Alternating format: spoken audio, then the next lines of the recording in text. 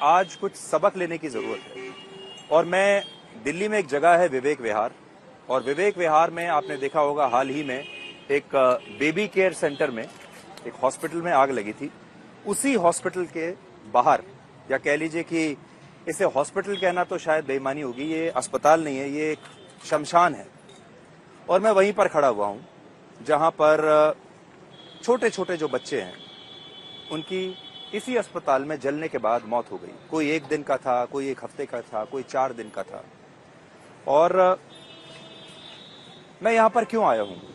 दिल्ली में इस समय लगभग 47 डिग्री तापमान है, लोग घर से बाहर नहीं निकल रहे हैं। लेकिन मैं यहां पर इसलिए आया क्योंकि इस हादसे के बाद से जिस तरह का ध्यान और एक राष्ट्र की जिसको हम अटेंशन कहते हैं वो मिलना चाहिए था इस हादसे को, वो मिला नहीं। हमारे देश में आईपीएल चल रहा है, हमारे देश में चुनाव चल रहा है, नेताओं को वोट चाहिए, जनता को आईपीएल से मनोरंजन करना है। और इस दौरान इस पूरे शोर में यहां जो छोटे छोटे बच्चे जिंदा जल गए, उनकी चीख किसी को सुनाई नहीं दे रही, उनके रोने की आवाज किसी को सुनाई नहीं दे रही। और यही कारण है कि आज मैं यहां पर आया ताकि देश के लोग समझ पाएं कि इतने छोटे छोटे बच्चे, 7 बच्चे, 6 बच्चे अगर जिंदा जल जाएं कहीं तो कितनी बड़ी बात होती है। अगर ये बच्चे किसी सेलिब्रिटी के बच्चे होते, किसी बहुत बड़े नेता के बच्चे होते, किसी फिल्म स्टार के बच्चे होते, कोई बहुत अमीर खानदान के बच्चे होते, तो अब तक यहाँ 24 घंटे लाइव टेलीकास्ट चल रहा होता। ये हमारे देश की नंबर 1 खबर हो जाती। लेकिन दुख की बात यह है कि यहाँ जितने भी बच्चे मारे गए सब गरीब लोगों के बच्चे हैं। ऐसे लोग जिन्होंने लोगों से पैसा उधार लेकर अपने बच्चों को यहाँ एडमिट करवाया था, उधार के पैसे से अपने बच्चे का इलाज करवा रहे थे, और वो बच्चे भी बचे नहीं। तो आज मैं आपको इस हादसे की बहुत सारी कहानियां सुनाऊंगा, सारी दुख भरी कहानियां हैं, लेकिन उन कहानियों में एक सबक छिपा हुआ है, उन कहानियों में एक कड़वी सच्चाई छिपी हुई है। और यहाँ हमारे साथ जितने भी लोग हैं, सबके पास आपको सुनाने के लिए एक एक कहानी है।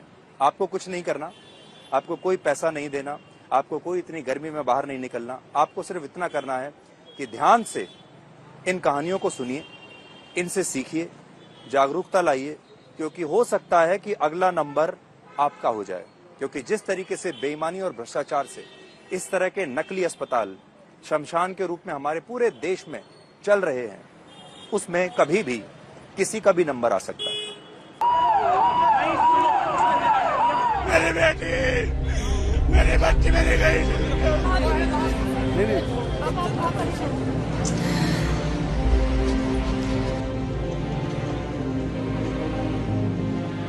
देखिए, इस मकान की स्थिति, ये वैसे तो बड़ा छोटा सा मकान है, 100-125 गज का ये मकान होगा, जिसमें अस्पताल क्या एक छोटी सी दुकान भी असल में नहीं होनी चाहिए। लेकिन इस मकान की स्थिति ऐसी है कि ये कभी भी गिर सकता है। अभी जहां मैं खड़ा हुआ हूं, यहां पर भी हम कह नहीं सकते कि ये मकान कब गिर जाए। और इसका सबसे बड़ा कारण ये है कि कहने को तो ये अस्पताल था, लेकिन ये सिलेंडर देख रहे हैं आप, कितने सारे सिलेंडर्स यहां पर बिखरे हुए हैं। ये सारे ऑक्सीजन के सिलेंडर्स हैं। देखिए, कुछ सिलेंडर इसमें देखिए फट भी गए हैं। और जितने इस अस्पताल में बेड्स नहीं थे, जितनी दवाइयां नहीं थी, उससे ज्यादा ये ऑक्सीजन के सिलेंडर्स थे, क्योंकि यहाँ ऑक्सीजन के सिलेंडर्स का अवैध काम चलता था इस अस्पताल में। और जब यहाँ पर आग लगी तो ये जो सिलेंडर्स थे ये फट गए, और इनके फटने की वजह से ये जो नुकसान हुआ है, ये कई गुना ज्यादा नुकसान हुआ। दूसरी बड़ी बात यह है कि इस अस्पताल के पास कोई एनओसी नहीं था, फायर डिपार्टमेंट का कोई एनओसी नहीं है। और जो भी चीजें जरूरी होती हैं किसी अस्पताल के लिए, जैसे मान लीजिए कि एक इमरजेंसी एग्जिट होना चाहिए, फायर डिपार्टमेंट का एनओसी होना चाहिए, आग बुझाने के लिए सामान होना चाहिए, वो कुछ नहीं था। और एक और बात, जो डॉक्टर्स यहाँ पर इलाज कर रहे थे, वो सारे डॉक्टर ऐसे थे जो कि बच्चों का इलाज करने के लिए क्वालिफाइड ही नहीं थे, यानी उनके पास वो डिग्री ही नहीं थी कि वो इन बच्चों का इलाज भी यहाँ पर कर सके। यानी सारे नकली डॉक्टर्स या ऐसे डॉक्टर्स जो क्वालिफाइड नहीं हैं, वो बच्चों का इलाज कर रहे थे। और एक दिन का एक परिवार से लगभग 12 से 15 हजार रुपए एक दिन का ये डॉक्टर ले रहे थे। तो इससे आप अंदाजा लगा सकते हैं कि ये जो अस्पताल है ये कैसे एक शमशान है। और हमारी दिल्ली में इस तरह के अस्पतालों का एक पूरा की पूरा एक जाल बिछा हुआ है। मैं जहां खड़ा हुआ हूं यहीं आसपास बहुत सारे अस्पताल अभी यहां ऐसे मिल जाएंगे जिनके पास कोई एनओसी नहीं है, जो अवैध रूप से इलीगल रूप से चल रहे हैं, जिनके पास कोई पेपर वर्क नहीं है, जिनके यहाँ पर कोई अच्छा डॉक्टर भी नहीं है। लेकिन हमारे देश की जो गरीब जनता है वो भी क्या करेगी? सरकारी अस्पताल में जगह नहीं मिलती और फिर इस तरीके के नकली अस्पताल में उन्हें आना पड़ता है। तो आज मैं और बहुत सारे लोगों से यहाँ पर बात करने वाला हूँ, जिन लोगों ने अपने बच्चे खोए उनसे बात करने वाला हूँ, और जिन लोगों ने यहाँ इन बच्चों की, कई बच्चों की जान बचाई। जो अड़ोस पड़ोस में रहने वाले जो लोग थे वो एकदम फरिश्ते की तरह यहाँ पर आए और उन्होंने पूरी मदद की। सरकार तो देखिए चुप रहती है, सरकार तो भ्रष्टाचार में जो लोग लिप्त हैं उनको पकड़ नहीं पाती। अगर बेईमानी ना हो और भ्रष्टाचार ना होता तो फिर सोचिए ये अस्पताल आज चल ही नहीं सकता था। ऐसे अस्पताल का चलना असंभव है। इसका मतलब ये है कि यहाँ का जो लोकल प्रशासन है, जो हेल्थ डिपार्टमेंट है, वो सब के सब मिले हुए हैं, सबके पास पैसा पहुंचता है। ये जो गरीब लोगों से 10-10, 15-15 हजार रुपए एक दिन का ले रहे हैं, ये पैसा कहीं तो पहुंचता होगा, ये पैसा बंटता होगा, और जब ये पैसा बंटता है ऊपर तक, तब इस तरह के जो अस्पताल हैं वो चल पाते हैं और उनका कोई कुछ बिगाड़ नहीं पाता।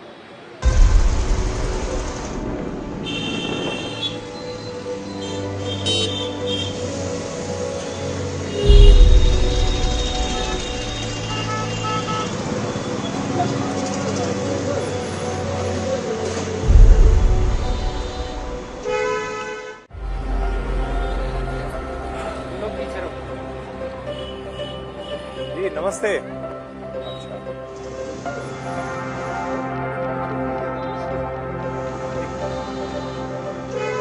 मेरे साथ इस समय कुछ ऐसे लोग हैं जिनको आप ये कह सकते हैं कि जो हमारे हीरोज हैं। सरकारें तो देखिए ऐसा कोई खास काम नहीं कर रही हैं, लेकिन जो लोग हैं, जो हमारा समाज है, आसपास रहने वाले जो लोग हैं, उन्होंने सरकारों से ज्यादा बेहतर काम किया है। तो हमारे साथ विनय जी हैं, हमारे साथ शंटी साहब हैं और राजेश गोयल जी हैं। ये हमारे जिला अध्यक्ष है जी, संजय गोयल जी। जी जी। तो शंटी जी ने भी कई लोगों को बचाया और ये जितने सारे लोग हैं वो ऐसे हैं जिन्होंने यहाँ आके सबसे पहले यहाँ पहुंचे और उन्होंने काम किया। तो शंटी जी आप बताइए, आप यहाँ कब पहुंचे, क्या देखा आपने? देखिए 11:40-41 पे जब मुझे धमाकों की आवाज आती है तो मैं सोचता हूँ कि शायद कुछ सेलिब्रेशन के वो चल रहे हैं। उस दिन इलेक्शन का हुआ था एंड, लेकिन उसके बाद आस पड़ोस से फोन आने शुरू हो गए, क्योंकि हमारी शहीद भगत सिंह सेवादल है जो कोरोना में काम करते थे। 32 एम्बुलेंस है हमारे पास, तो 3 एम्बुलेंस लेके मैं और मेरा बेटा ज्योतजीत हम भागे यहाँ पे। तब तक ये आग की लपटें जो है इस बिल्डिंग को पार कर रही थी। अच्छा। एक बिल्डिंग, 2 बिल्डिंग और इसके अंदर भी।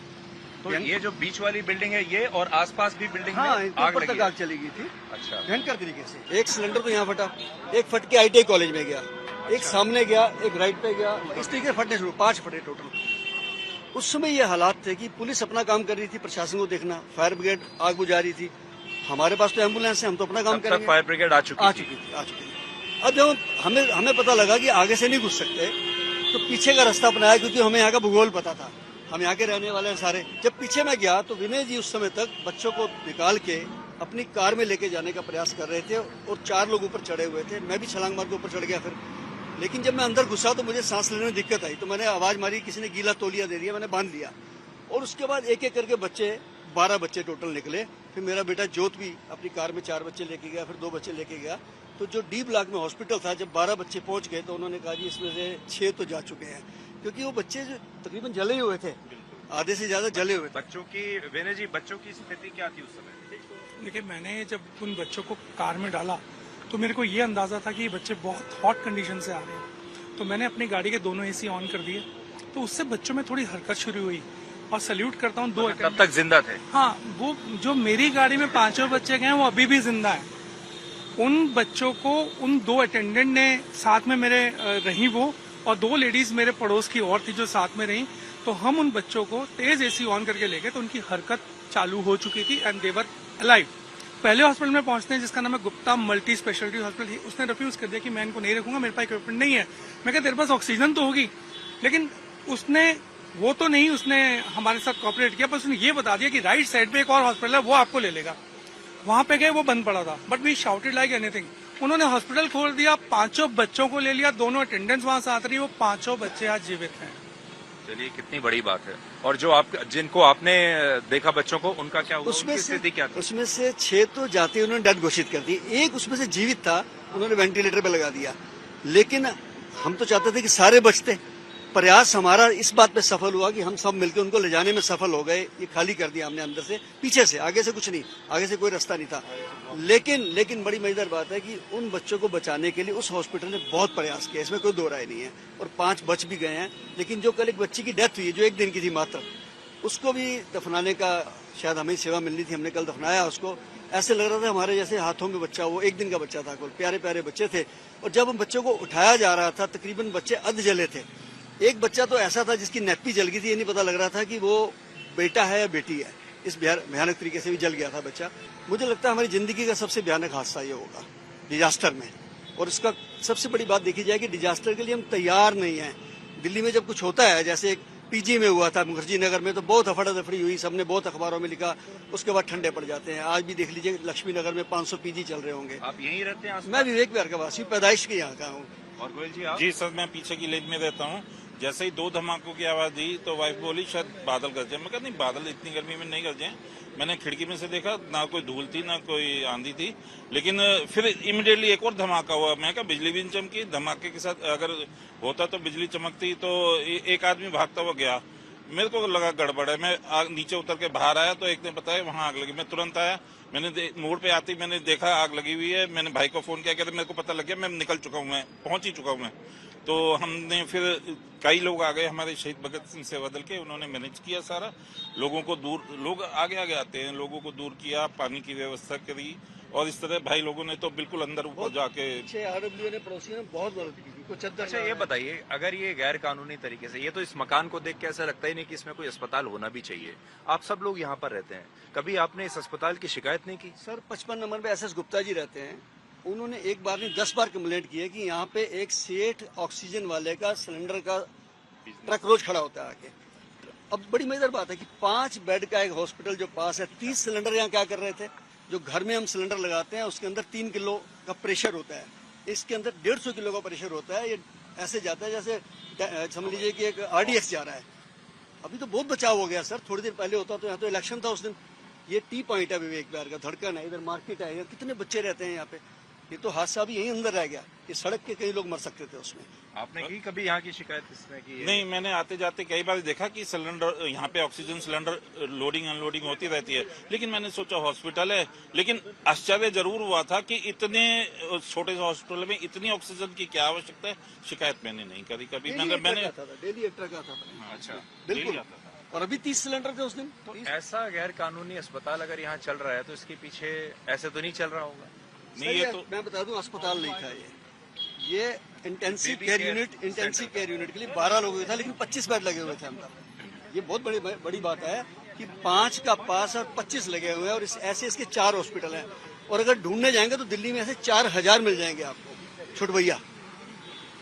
हमारे साथ राजकुमार हैं जिन्होंने अपने बच्चे को खोया है, और इनका बच्चा सिर्फ 17 दिन का था, और बड़े भरोसे के साथ अपने बच्चे को ये यहाँ लेकर आए होंगे, और वो भरोसा इनका टूट गया। इनकी कहानी आज पूरे देश तक जानी चाहिए। तो राजकुमार, आप बताइए क्या हुआ? हाँ सर, मैं यहाँ पे बच्चा लेकर आया था। हमारे बच्चे को कुछ हुआ नहीं था, जरा सा फीवर था, और फीवर की वजह से सांस लेने में दिक्कत हो रही थी। जहाँ पे हम डिलीवरी करवाए थे बच्चे को, तो उन्होंने बोला कि इनको ऑक्सीजन पे रखना पड़ेगा, लेकिन हमारे पास ऑक्सीजन की सुविधा नहीं है। तो उन्होंने मेरे को एम्बुलेंस के साथ यहाँ पे भेजा था। तो यहाँ पे मैं शुक्रवार की शाम को आता हूँ, यहाँ पे एडमिट करवा के बच्चे को कुछ देर तो मैं बैठता हूँ, उसके बाद कहते हैं यहाँ पे रुकना परमिशन अलाउड नहीं है, कोई जगह भी नहीं है रुकने की। हाँ, कोई पेरेंट्स यहाँ रुक नहीं सकता है। वो हमें भेज दिए।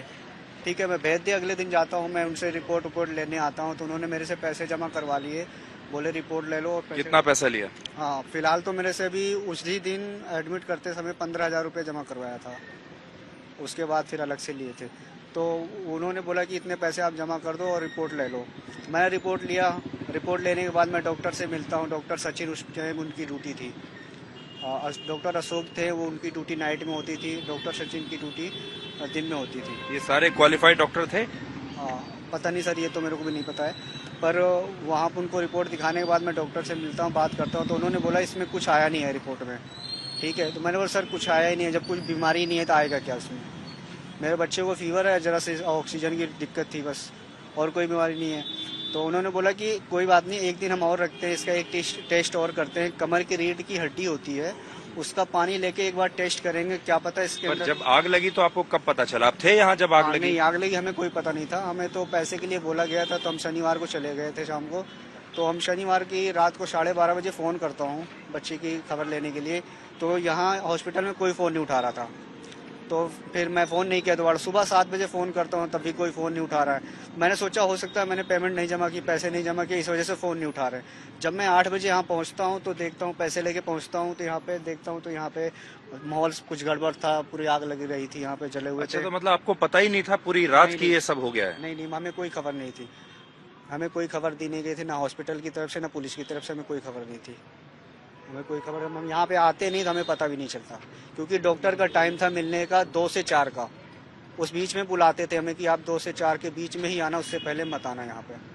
हाँ, तो यहाँ पे आता हूँ, मैं देखता हूँ तो यहाँ पे हम सब लोगों से पूछते हैं हमारे बच्चे कहाँ हैं, बच्चे इसमें थे वो कहाँ, तो कोई बता नहीं रहा था, किसी को कोई जानकारी। तो फिर हम यहाँ पे कुछ पुलिस वाले खड़े थे, उनसे पूछा तो उन्होंने बोला आप विवेक विहार थाने जाओ, वहाँ पे आप पता करो। मैं वहाँ पे विवेक विहार थाने पहुँचता हूँ तो वहाँ पे उन्होंने मेरा एड्रेस, मोबाइल नंबर सब कुछ लिखते हैं। उसके बाद मेरे को यहाँ पे ईस्ट दिल्ली नाम से हॉस्पिटल है और लाल बत्ती के पास, वहाँ भेजते हैं। वहाँ के 5 बच्चे एडमिट हैं, बचे हुए हैं जो सही सलामत हैं, उनमें से आप बच्चों की पहचान कर लो जाके। मैं वहाँ पे गया, बच्चों की पहचान किया, पर वहाँ पे हमारा बच्चा नहीं था। तो फिर मैं उनसे पूछा कि बाकी जो डॉक्टर वहाँ के देख रहे, तो मैंने उनसे पूछा बाकी बच्चे कहाँ हैं, तो उन्होंने साफ बोल दिया हमें नहीं पता इसके बारे में। तो फिर मैं बाहर आके पूछता हूँ, पता करता हूँ सबसे, तो बोले कि जो बच्चे 7 बच्चे एक्सपायर हो गए हैं वो हॉस्पिटल GTV में हैं। तो मैं GTV जाता हूँ, GTV जाने के बाद वहाँ पे देखता हूँ तो मैं उनसे, पुलिस वालों से सबसे पता किया, पूछा। मैं ओम प्रकाश नाम के एक इंस्पेक्टर थे, उनसे मैंने बात की, तो उन्होंने बोला कि फ़ोटो देख लो आप, फ़ोटो में आप पहचान कर लो अपने बच्चे की।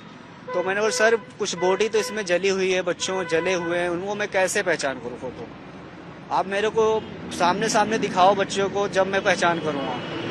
तो वो अंदर गए, कुछ देर के बाद अंदर जाते हैं, वो बात करके आते हैं अंदर वहाँ पे, तो देखते हैं, फिर मेरे को बुलाते हैं, मैं दिखाते हैं।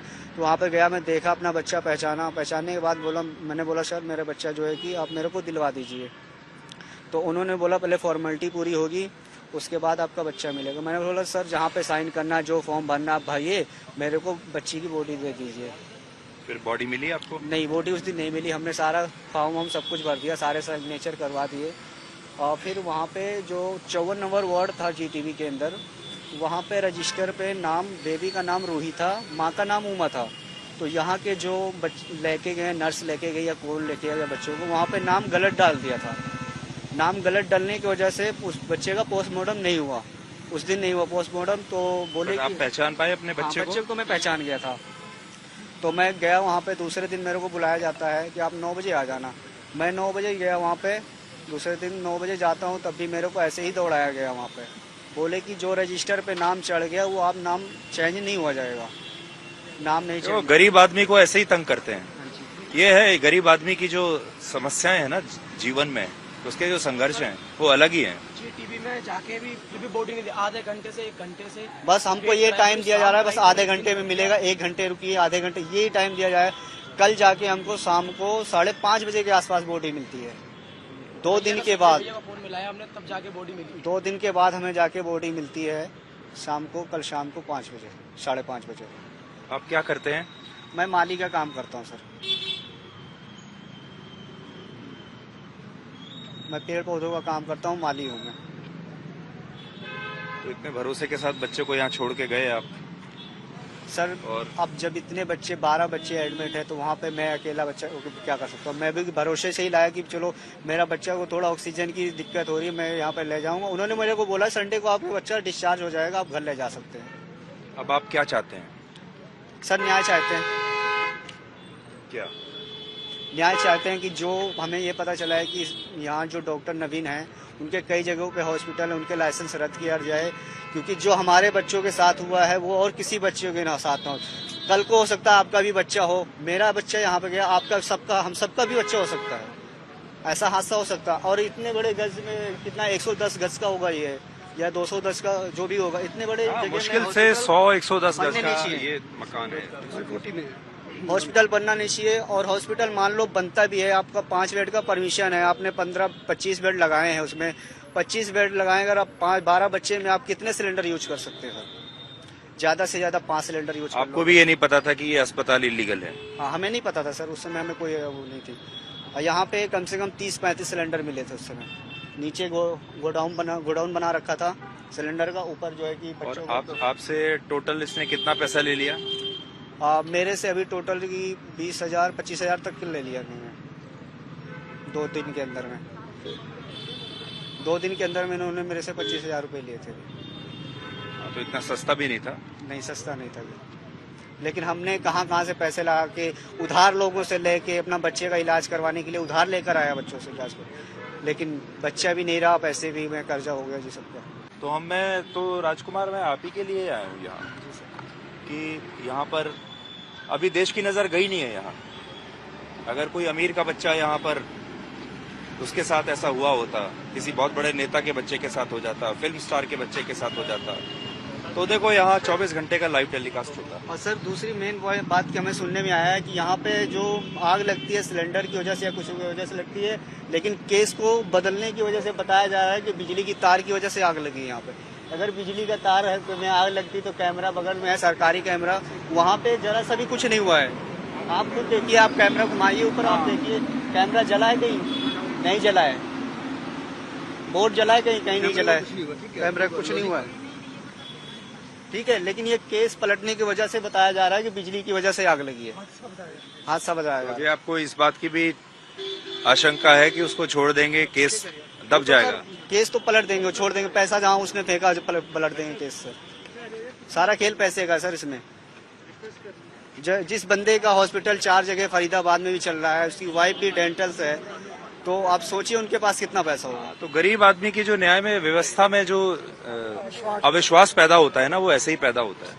और आपको आज देखो, राजकुमार को भी ऐसा लग नहीं रहा है कि इन्हें न्याय मिलेगा, क्योंकि सामने जो लोग हैं वो बहुत पैसे वाले हैं। जी जी बिल्कुल। हमारी क्या औकात है सर, हम इनसे ना तो केस लड़ सकते हैं। बहुत बड़ी बात कही इन्होंने कि इस केस को ये नहीं लड़ेंगे, स्टेट वर्सेस होना चाहिए। या मैं कहूँगा आज बड़े बड़े वकील हैं सामने आए, पर सारी गलती तो स्टेट की ही है। स्टेट कुछ कर रहा होता तो ये अस्पताल यहाँ चलता ही नहीं। शासन ने करवाया, हादसा नहीं होता अगर ऐसा होता। लेकिन ये भी केस नहीं लड़ पाएंगे सर। मैं 10,000 की नौकरी करने वाला बंदा कहाँ से केस लड़ लूँगा? तो छूट जाएगा। आपकी कितनी तनख्वाह है? 10,000 से 10,000 रुपए कमाते हैं आप, और 25,000 रुपए आपने यहाँ अपने बच्चे पे लगा दिया और बच्चा भी गया। बच्चा भी। वो तो हमने किसी से उधार लिया, किसी से ब्याज पे पैसे लिया, 10% पे किसी से लिया। चलो कोई बात नहीं राजकुमार, हम मदद करवाएंगे यार। देखो इतने सारे लोग हैं यहाँ पर, अच्छे लोग भी हैं दुनिया में, सारे बुरे लोग नहीं हैं, और ये सब लोग जो हैं मिलके तुम्हारी मदद करेंगे। तुम बिल्कुल चिंता मत करो। हाँ, एकदम से तुम्हारी मदद बिल्कुल होगी, और हम ये सुनिश्चित करेंगे कि तुम्हें न्याय मिले। ठीक है सर, आप देखो जी जहाँ तक बिल्कुल, तुम हिम्मत रखो, है ना, और लड़ो।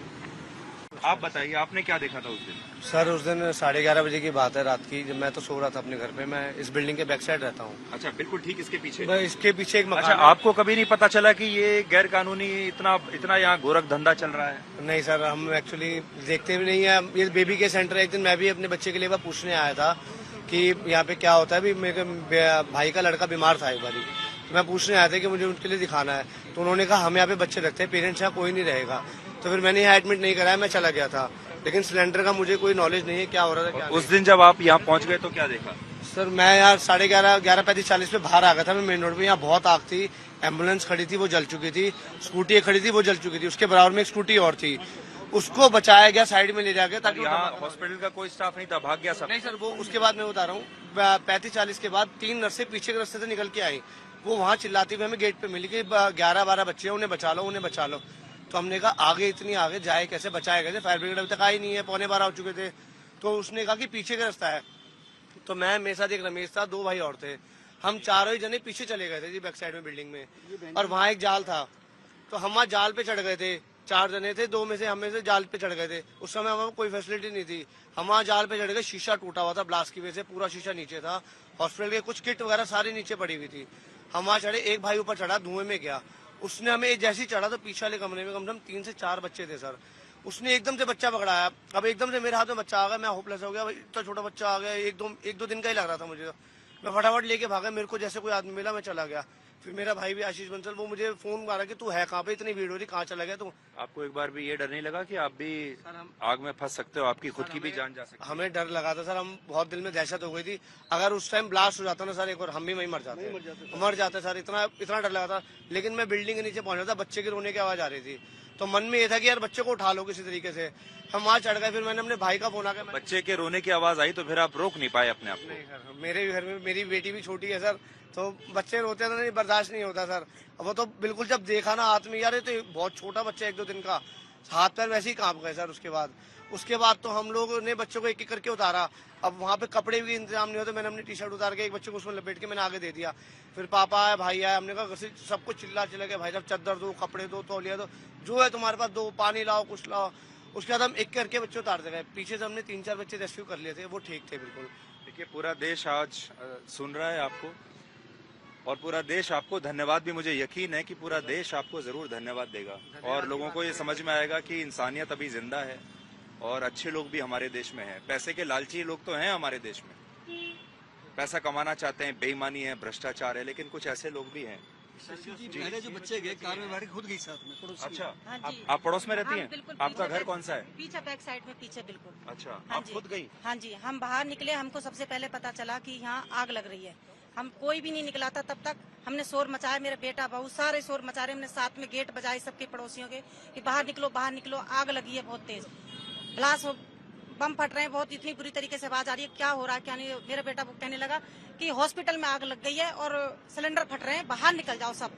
तो एकदम से सब लोग बाहर निकले, जैसे तो सिस्टर निकली थी 2-3 इसके अंदर से, पीछे से ही, तो कहने लगे अंदर बच्चे हैं उनको बचा लीजिए, वो पीछे की तरफ भाग गई थी। मैंने कहा आप रुक जाओ, देखेंगे कैसे निकालने हैं, कैसे करना है, अभी एकदम बहुत तेज आग लगी हुई है पीछे की तरफ। सब लोग, ये भाई वगैरह सब, मेरा बेटा वगैरह सब सारे पीछे से बाहर आए, ऊपर चढ़े हैं सब बच्चे पीछे की तरफ से। उन्होंने बच्चे एक एक करके बच्चे निकाले, अपनी जान पे खेल के नहीं है, कैसे करके नहीं है बच्चों को भाई किसी तरीके से। यहाँ से चढ़े थे? आगे से नहीं, आगे से नहीं, पीछे से, सबने पीछे से, यहाँ से चढ़ ही नहीं सकते थे, आगे आग ज्यादा थी क्योंकि पीछे का दरवाजा खुला हुआ था, तोड़ के वो दरवाजा खोल के कैसे सिस्टर भागी है, वहीं से वो बच्चे निकाले हैं और एक एक करके इन्होंने बच्चे, 2 बच्चे मेरी गोदी में आए थे, मैं अंदर से कोई कपड़ा नहीं था बच्चों को, ऐसे ही ये लोग ले लेके आ रहे थे, हमें कुछ नहीं दिखाई दे रहा था उस टाइम। मैं अंदर से 2-3 चादरें निकाल के लाई। इलेक्शन खत्म हुए, कोई जश्न मना रहा है, 2-3 इतने। हाँ, मैं भी यहीं, सामने मेरा घर है। जब से जैसे पता चला हम भाग के आए, तो ये बहुत बड़ा हादसा हो सकता था, इतना बड़ा हादसा होता। मैं धन्यवाद करना चाहता हूँ दिल्ली पुलिस का भी, दिल्ली पुलिस ने तुरंत आके रोड को बंद कर दिया चारों तरफ से। हाँ, उन्होंने बंद करा रास्ता, नहीं तो यहाँ से कार गुजर रही थी, जब यहाँ से वो निकला मैं यहाँ ही खड़ा था, मैंने खुद रोका लोगों को, लेकिन वो अगर कार में वो घुस जाता, उसकी स्पीड रॉकेट की तरह थी सर, जो सिलेंडर भागा था, जो रॉकेट की तरह थी। 5 गाड़ी में जो 6 बच्चों को लेके गया, 2 चक्कर लगा के, अच्छा, खुद अपनी बैलारो में खुद चला के लेके गया। 5 बच्चे तो हम लेकर के गए थे, सबसे पहले जो हमने बच्चे निकाले थे वो 5। आप भी बताइए। भाई मुझे तो पापा ऊपर से तो बच्चे दिए जा रहे थे, दोनों जो है पिता पुत्र बाप बेटे दोनों ने जी रेस्क्यू का काम किया।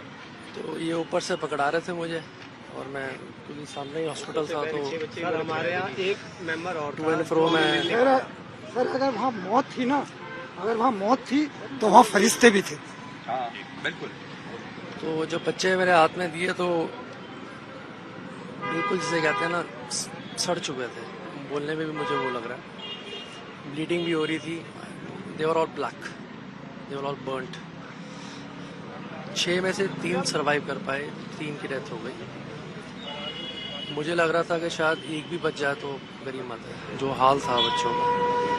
ईश्वर ने बड़ी कृपा की और जो मैं ले गया था 6 उसमें 3 बच गए।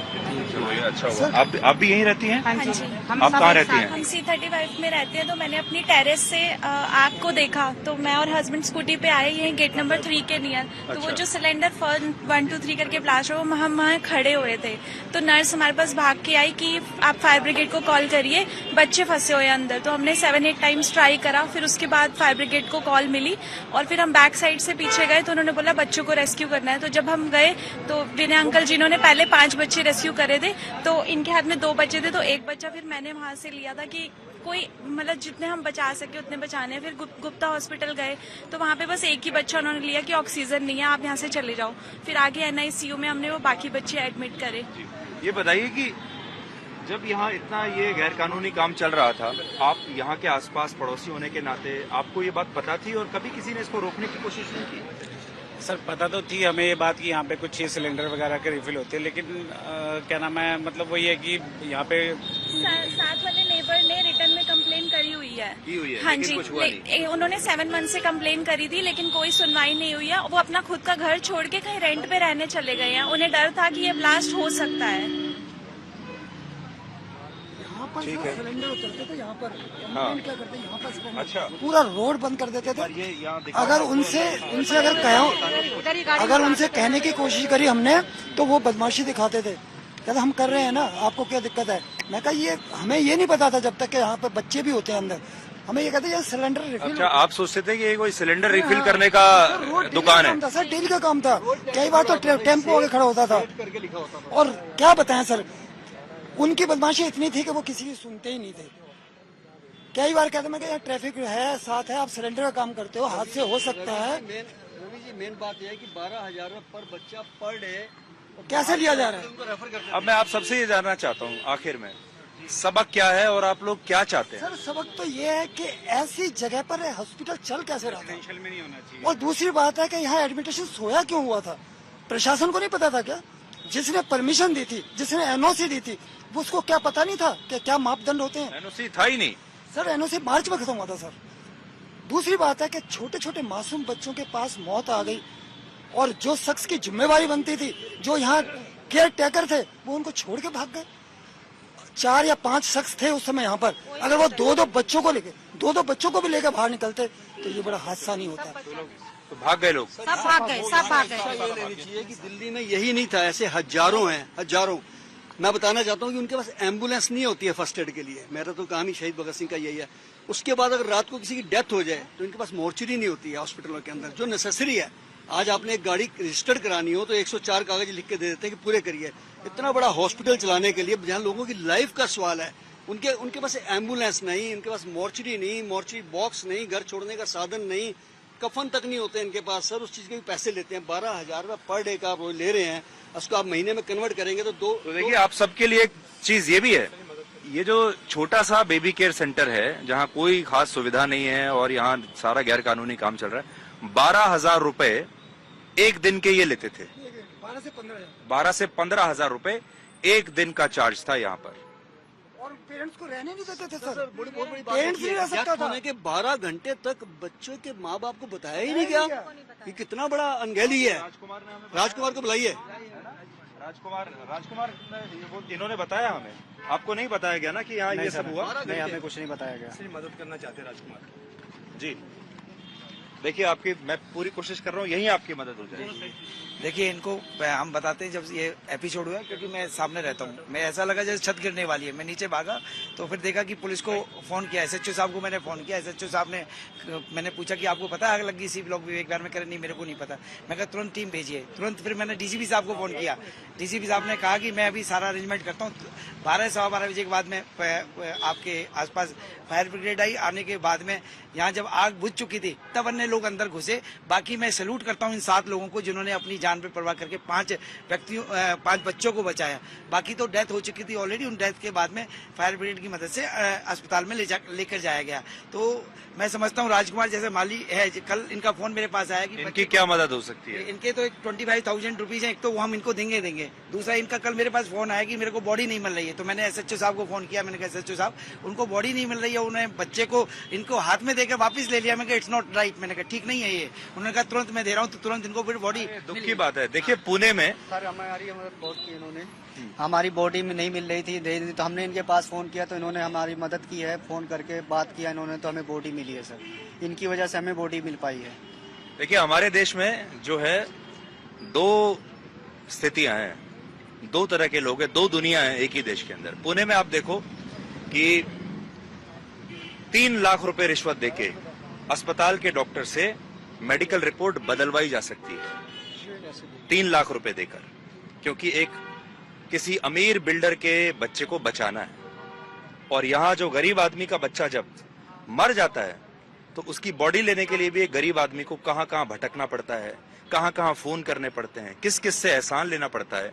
ये दो मैं आपको स्थितियां आज इस देश की दिखा रहा हूं। एक वो लोग हैं जो अपने बच्चे के लिए लाखों रुपए खर्च कर देते हैं और उनको कानून उंगली तक रख नहीं सकता, और एक ये बता रहे थे कि बॉडी के लिए बात, जब हमारी बात हुई वहाँ पे कोई हमारी सुनवाई नहीं हो रही तो हमने सर के पास फोन किया था, तो इन्होंने बड़ी मुश्किल से फिर बॉडी मिली। हाँ बड़ी मुश्किल से हमें बॉडी मिली वहाँ पे। इन्होंने एसएचओ के पास फोन किया था तो हमारा जो हमने इंस्पेक्टर का नाम बताया था, ओम प्रकाश नाम के एक इंस्पेक्टर थे, उन्होंने फिर हमें फोटो वोटो दिखाई थी, बात अब जब भी आप कभी यहाँ से गुजरेंगे हाँ जी सर, कैसा लगेगा आपको? सर हम गुजरेंगे यहाँ पे तो हमारे बच्चे की याद आएगी सर यहाँ पे। सर जब तक आप है ना, अरे तो बहुत अच्छी बात हो गई, बहुत अच्छी बात हो गई शंटी साहब, ये बहुत अच्छी बात हो गई। Thank you so much Shunty साहब। बेटे जोत ने आइडिया दिया कर रहा है, इसको अभी देने हैं। अरे वाह, बहुत बढ़िया राजकुमार। देखो यार आना सफल हो गया और मुझे भी बड़ी खुशी है और भी करेंगे बेटा, कि देखो इतने सारे लोग तुम्हारे साथ हैं और तुम्हारे इतने सारे लोग काम आए। सर मैंने कहा था ना जी कि अगर यहाँ मौत भी है तो यहाँ फरिश्ते भी है, लेकिन सर मैं आपके माध्यम से ये पूछना चाह रहा हूँ, क्या इनको न्याय मिल पाएगा? बच्चा तो देखो वापस, बच्चा तो कभी वापस सर पैसा ही सब कुछ है, ये नाइंसाफी कब तक चलती रहेगी? और इस नाइंसाफी में गरीबी क्यों पिसेगा? वो अमीर के लिए कानून अलग क्यों है? सर अब इस पैसे से मेरा ये तो हो गया कि जिससे मैंने ब्याज पे पैसे लिए उनको मैं ब्याज के पैसे चुका दूंगा सर। हाँ जो बता। मुझे लगता है कि सही श्रद्धांजलि यही है कि डिजास्टर मैनेजमेंट के लिहाज से जो 5000 हॉस्पिटल और चल रहे हैं, I would rather call them butcher house, butcher खाने हैं, उनके ऊपर सख्त कार्रवाई करके या बंद कराएं या उसको रेगुलेट कराएं। आज यहाँ हुआ है, कल लक्ष्मी नगर होगा, कल कृष्णनगर होगा। अगर ये रुका नहीं सिलसिला, बच्चे ऐसे ही मरते रहेंगे। जी बेहतर बात है कि अभी तो 3 साल नहीं हुए जो हमको झटका लगा था, जब अस्पतालों में ना वेंटिलेटर थे, हाँ ना ऑक्सीजन थी, ना बेड थे, ना स्ट्रेचर थे, ना व्हील चेयर थी, सब ना भूल गए। किट थी। उसके बाद तैयारी कहाँ खड़ी है दिल्ली के अंदर? राष्ट्रीय राजधानी में बैठे हैं हम, उस समय बोर्ड लगा दिए गए थे, नो ऑक्सीजन नो एडमिशन। याद करिए लाशें कैसे बिछी हुई थी। आज भी वही खड़े हैं, उसी ढर्रे पे खड़े हैं आप। आपके इस इनिशिएटिव से बदलाव होना चाहिए, हम आपके साथ हैं। यही उम्मीद करता हूँ मैं। हाँ बोलिए, आप भी बोलिए। मतलब इस देश की जनता मतलब विकास के मुद्दे पर नहीं है। अभी सर ने जैसे कहा ना, एक अनुपम खेर जी की लाइन है कि इस देश में आधे घंटे के अंदर पिज्जा डिलीवरी आ जाएगी, वो गारंटी है, लेकिन आधे घंटे के अंदर एम्बुलेंस नहीं आ सकती, ये गारंटी नहीं है। तो हमारी देश की जनता कब तक ऐसे मरती रहेगी? कब तक? आज इनके बच्चे के साथ हुआ, कल हम लोग के साथ होगा, आखिरकार कब तक ये सहते रहेंगे? कुछ तो बदलाव होना चाहिए सर। जिस सर ने कहा एक गाड़ी डिपोजिट, गाड़ी हमें जब शोरूम जाते हैं तो उसके लिए लाखों मतलब साइन करो, परचेज करो, बिल लाओ, लेकिन सर हॉस्पिटल आज एक गरीब, हम भी गरीब मिडिल क्लास से फैमिली है, बिलोंग करते हैं, लेकिन उसके रिलेटेड आदमी मतलब कुछ एक्शन नहीं लेता है। वही अगर मतलब फर्स्ट क्लास का आदमी हो, अमीर हो, उनके घर अगर कोई दिक्कत आती है तो तुरंत एक्शन लिया जाता है। आखिरकार ये न्याय क्यों गरीबों के साथ होता है? सदियों से चलता रहा। कुछ तो इसके खिलाफ सरकार एक्शन ले ताकि गरीबों को भी न्याय मिले। अभी मतलब बात पैसे की नहीं है, बात तो सर ने एक मतलब बात गरीबों के न्याय की है। वही मैं आपको बता रहा हूँ, दो दुनिया है, एक अमीरों की है और एक गरीबों की है। तो आपने खुद ही जवाब दे दिया। वही बात है सर, मतलब सरकार को एक मतलब ये देखना चाहिए गरीबों के साथ आखिर क्यों अन्याय हो रहा है। ये तो बराबर सबके साथ हो ना, वो मतलब एक देखो आपको पूरा देश आज सुन रहा है जी, और देश जो है इसके बारे में जरूर मुझे लगता है कि जागरूकता आएगी। सर मैं आज आपसे विनम्र निवेदन करूंगा कि इसके खिलाफ मतलब पूरे देश में जो जनता हमारी सुन रही है, हमारे बड़े भाई लोग जितने भी शिक्षित लोग हैं, मतलब उनको एक मतलब अभी हाल ही में चुनाव हुआ है, अभी बहुत जगह पे चुनाव होने वाली, यूपी के अंदर भी 1 जून को मतलब वोट पड़ने वाली है। अगर जनता उसके अकॉर्डिंग रिलेटेड विकास के मुद्दे पे जो भी मुद्दा है, धर्म तो हमारी अलग बात होगी, हमारी पर्सनल फीलिंग है, लेकिन विकास के मुद्दे को रखते हुए गरीबी की जो परिस्थिति है आज के डेट में हमारी देश की, उसको रिलेटेड देखते हुए ताकि कुछ बदलाव लाए हमारी, जैसे आज यहाँ ब्लास्ट हुआ है कहीं और होगा, ऐसा बिल्कुल फ्यूचर में ना हो, इसको देखते हुए सरकार कुछ बदलाव करे। जरूर जरूर ये करेंगे। ठीक है।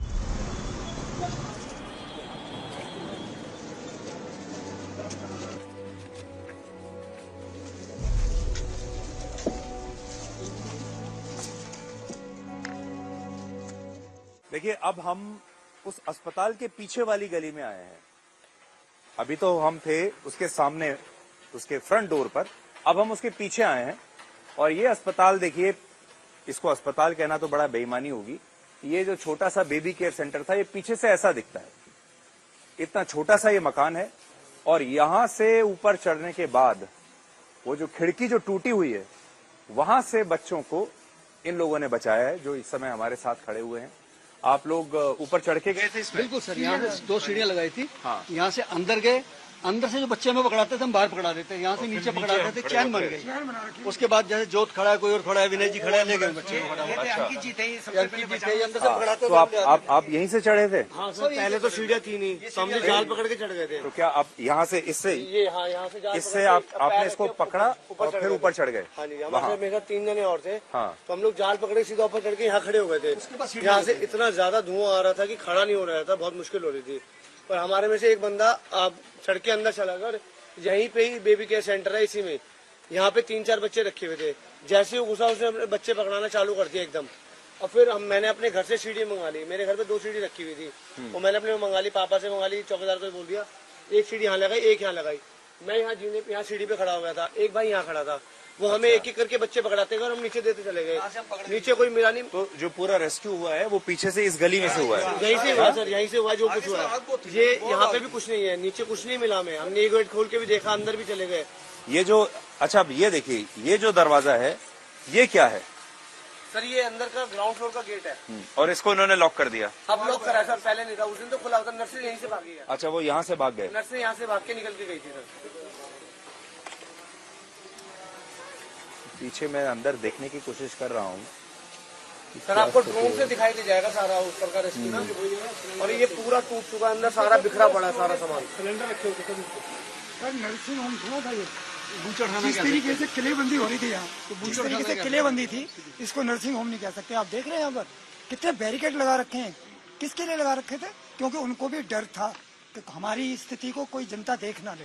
जी, जो डॉक्टर ऑन ड्यूटी थे, BUMS आयुर्वेदिक डॉक्टर, क्वालिफाइड भी नहीं थे बच्चों को। 7 कत्ल किए बच्चों के हैं साथ खिलवाड़। सर। एक जानवर को मारने पर सजा होती है, 7 कत्ल हुए हैं। ये कत्ल ही तो है सर, सर इनकी वजह से मरे। सर इतने वकील खड़े हैं ना उनके बचाव में, मैं उनसे गुजारिश करूंगा कि 304 नहीं, लापरवाही नहीं हुई है, ये खिलवाड़ हुई है उन बच्चों के साथ। उनको जानबूझ के मौत के अंधेरे में भेजा है। मौत हुई है उनकी, हादसा नहीं हुआ उनके साथ। अगर यहाँ पर अच्छा इंतजाम होता, अच्छे डॉक्टर होते तो बहुत अच्छी बात थी। लेकिन जिस तरह से किलेबंदी हो रही है, जिस तरह से घेराबंदी हो रही है, जिस तरह से वो वहाँ पर भरे जा रहे थे सिलेंडर, इतने बड़े बड़े सिलेंडर और इतने मासूम बच्चे। सर वो नर्सेज में भागी है, 3 नर्सेज भागी है, उन्होंने भी एक बच्चा हाथ में ले लिया। वो अपनी जान बचा के, वो अपनी जान, एक वार्ड बॉय था सर, वो भी अपनी जान बचा के भागा। वहाँ जाकर रोड पे चिल्ला रहे हैं कि वहाँ 11 से 12 बच्चे, उन्हें बचा लो, उन्हें बचा लो। भाई छोटे छोटे बच्चे हैं, एक एक बच्चा लेके जाते हैं। तो हम भी यहीं रहते हैं इसी गली में। सर मैं उधर सामने रहता हूँ, इस मकान के आगे। बचपन से हम इकट्ठे पड़े हैं सर। आज हमारा यहाँ आने का मकसद ये था कि इस घटना को लेकर पूरे देश में एक जागरूकता होनी चाहिए। पूरे देश के लोगों को ये पता होना चाहिए कि भारत की राजधानी दिल्ली में एक अस्पताल के नाम पर कैसा मजाक इस समय हो रहा है। और जिस तरह से इस पूरी दुर्घटना को लेकर पूरे देश ने एक उदासीनता दिखाई, लोगों ने एक उदासीनता दिखाई, मीडिया ने भी काफी हद तक उदासीनता दिखाई। हम उस उदासीनता को तोड़ना चाहते थे और वो हमने काम किया भी है। और मुझे बड़ी खुशी है कि जब से हम यहाँ पर आए हैं तो देखिए यहाँ बहुत सारे लोग यहाँ तो इकट्ठा हुए ही हैं। उन्हें भी ये पता चला है कि इस तरह की घटना जब होती है उससे क्या सबक सीखना चाहिए। और फिर सबसे बड़ी बात यह है कि वो सारे माता पिता जिन्होंने अपने बच्चों को यहाँ पर खोया है, उन माता पिताओं को न्याय मिलना चाहिए। सिर्फ पैसे से नहीं, न्याय तब मिलेगा जब इस तरह के सारे अस्पताल दिल्ली से बंद होंगे। न्याय तब मिलेगा जब हमारे देश में, हमारे समाज में ये पैसा खिलाकर, रिश्वत देकर हमारे देश के लोगों की जान के साथ खिलवाड़ किया जाता है, बेईमानी की जाती है, मिलावट किया जाता है। आज अस्पताल में जो इलाज हो रहा है उसमें भी मिलावट है, दवाइयों में मिलावट है, डॉक्टरों की डिग्री में मिलावट है, और हम सब लोग चुपचाप ये सब होते हुए देख रहे हैं। एक खास बात हमने ये भी देखी कि जो अड़ोस पड़ोस में भी रहने वाले लोग थे वो जानते तो थे उनमें से ज्यादातर कि यहाँ गैर कानूनी काम होता है, लेकिन बहुत कम ऐसे थे जिन्होंने इसे रोकने की कोशिश की। सबक आज का यही है कि अगर आप अपने आसपास कभी भी कोई ऐसा गैर कानूनी धंधा होते हुए देखें और आप देखें कि कुछ लोग ऐसे हैं जो मिलकर हमारे देश के आम जनता की जान को बेचकर, उनके सुख चैन को बेचकर पैसा कमा रहे हैं, तो आपको तुरंत सावधान होना चाहिए, उसे रुकवाना चाहिए। और आज भी हमारी ये कोशिश है कि हमारे देश में जब तक इन लोगों को न्याय नहीं मिल जाता, जब तक इस अस्पताल को चलाने वाले जो लोग हैं वो पकड़े नहीं जाते, जब तक उन्हें सजा नहीं हो जाती, और इतने सारे अस्पताल जो और चल रहे हैं जब तक उन्हें उन पर बंद करके ताला नहीं लग जाता, तब तक ये कवरेज रुकनी नहीं चाहिए। और ये सिर्फ हमारी जिम्मेदारी नहीं है, आपसे भी हम ये कहना चाहेंगे, आप सबके पास आज मोबाइल फोन है, स्मार्टफोन है, हमारे देश में लोग इतनी रील्स बनाते हैं। आप जब रील्स बनाते हैं तो ऐसे अस्पतालों की रील्स क्यों नहीं बनाते, ऐसे अस्पतालों के वीडियोस क्यों नहीं बनाते? इसलिए कहते हैं ना कि नेकी कर दरिया में डाल। आपसे हम ये कहेंगे कि आप रील्स बनाइए और सोशल मीडिया पर डाल, रील्स बनाओ, सोशल मीडिया पर डालो, रील्स बना, सोशल मीडिया पर डाल, कम से कम एक शुरुआत तो होगी। तो हमारा आज का मकसद यही था, और हम उम्मीद करते हैं कि इन बच्चों के माता पिता को न्याय मिलेगा, और वो हर गरीब आदमी जो ऐसी ही जिंदगी जीता है, जो पैसा उधार लेकर अपने परिवार का इलाज कराने के लिए ऐसे ही किसी छोटे मोटे अस्पताल में जाता है, वो गरीब आदमी भी आज जाग उठेगा और न्याय की मांग करेगा।